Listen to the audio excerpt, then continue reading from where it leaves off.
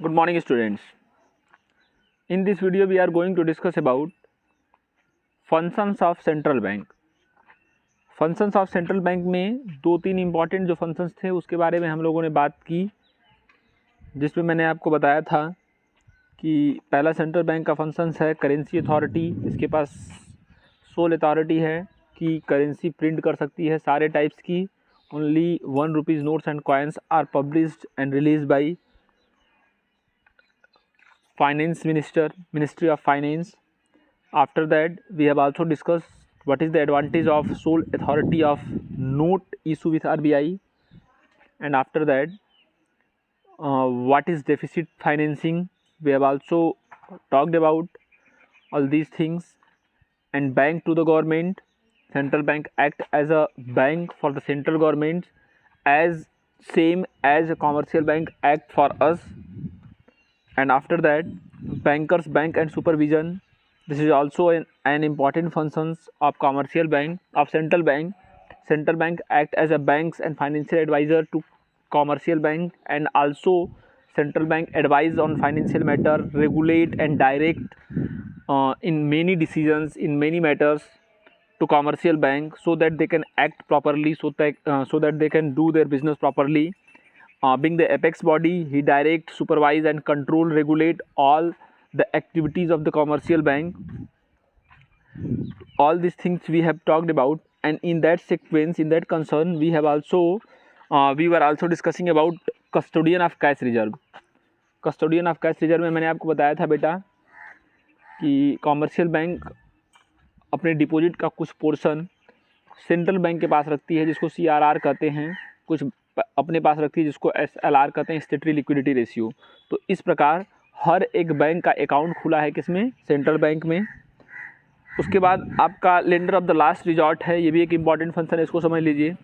Lender of the last resort का मतलब होता है कि when commercial bank fails to meet the financial requirement from other source, then central bank help commercial bank to overcome his problem. बोला है जब कभी भी कॉमर्शियल बैंक को नुकसान होता है, घाटा होता है, और उस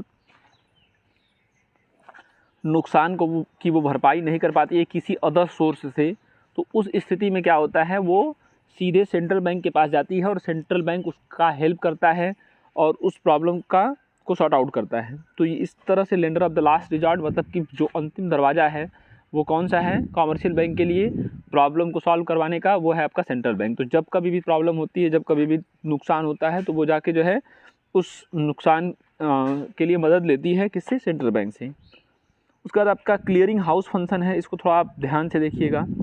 क्लियरिंग हाउस का मतलब होता है, पहले इसको देख लीजिए क्या लिखा है। बोला all commercial bank have their accounts with the central bank, therefore the central bank can easily settle claims of various commercial banks against each other by making debit and credit entries in their accounts.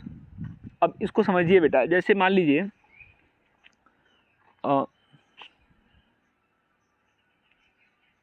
अरे हाँ, जैसे मैं example आपको दे रहा हूँ कि मान लीजिए मैं फ़ोनपे यूज़ कर रहा हूँ और शिवानी फ़ोनपे यूज़ कर रही है, ठीक है। तो मैंने क्या किया, मेरा अकाउंट है UBI में और उसका अकाउंट है SBI में। मैंने इसको 5,000 रुपये ट्रांसफ़र किए, तो 5,000 रुपये ट्रांसफ़र किए और इसके SBI अकाउंट में तुरंत 5,000 रुपये आ गया। अब इसको, इस ट्रांजेक्शन को देखा जाए, इस ट्रांजेक्शन की स्टडी किया जाए, तो इसका मतलब है कि UBI जो बैंक है उसने 5,000 रुपये किसको दिए, SBI को। 5,000 रुपये क्या किए, SBI को दिए। अब ये बात समझ में नहीं आती है कि तुरंत जो है मैं ऐसे यहाँ से पैसा ट्रांसफ़र कर रहा हूँ और तुरंत जो है जैसे मैंने 5,000 दिया, 10,000 दिया, तो एक से विदिन सेकेंड क्या हो रहा है, तुरंत जो है चला जा रहा है किसके पास, SBI के अकाउंट के पास। तो UBI, अब ऐसे मतलब UBI का अकाउंट जो है जाके SBI को पैसा देगा, तभी तो ये ट्रांजेक्शन क्लेम मतलब ये ट्रांजेक्शन सेटल होगा कि एक यूनियन बैंक का अकाउंट होल्डर जो है वो ट्रांसफ़र कर रहा है SBI के अकाउंट होल्डर को। तो इसका मतलब UBI जो है वो पैसा दे रही है किसको, SBI को। ये तुरंत हो रहा है ऐसा, तो ये तुरंत इस तरह से जो है, मतलब ये तुरंत नहीं हो सकता है, समझ में आया। ये ऐसा नहीं है कि तुरंत ट्रांजेक्शन नहीं होता है। ये कब पॉसिबल होता है, तो उसके लिए एक कॉन्सेप्ट काम करता है। उसके लिए ये कॉन्सेप्ट है CRR वाला, कि हर बैंक का क्या होता है, अकाउंट खुला होता है किसमें, सेंट्रल बैंक में। तो जैसे ही आप पैसा ट्रांसफ़र करते हैं, एक यूबीआई का अकाउंट जो है होल्डर पैसा ट्रांसफ़र कर रहा है एसबीआई में, तो वो क्या करेगा, सेंट्रल बैंक क्या करता है, तुरंत यूबीआई के अकाउंट से क्या कर देगा, 5,000 डेबिट कर देगा, ठीक है। और वो क्या करेगा, एसबीआई के अकाउंट में 5,000 क्रेडिट कर देगा। तभी आप जाके जो है, जैसे आप एसबीआई से पैसा निकाल रहे हैं तो आपको एसबीआई वाला 5,000 दे देगा तुरंत। नहीं तो ऐसा नहीं होता। जैसे मैंने यूबीआई को पैसा ट्रांसफ़र किया और एसबीआई में आप जाके पैसा निकाल लिए।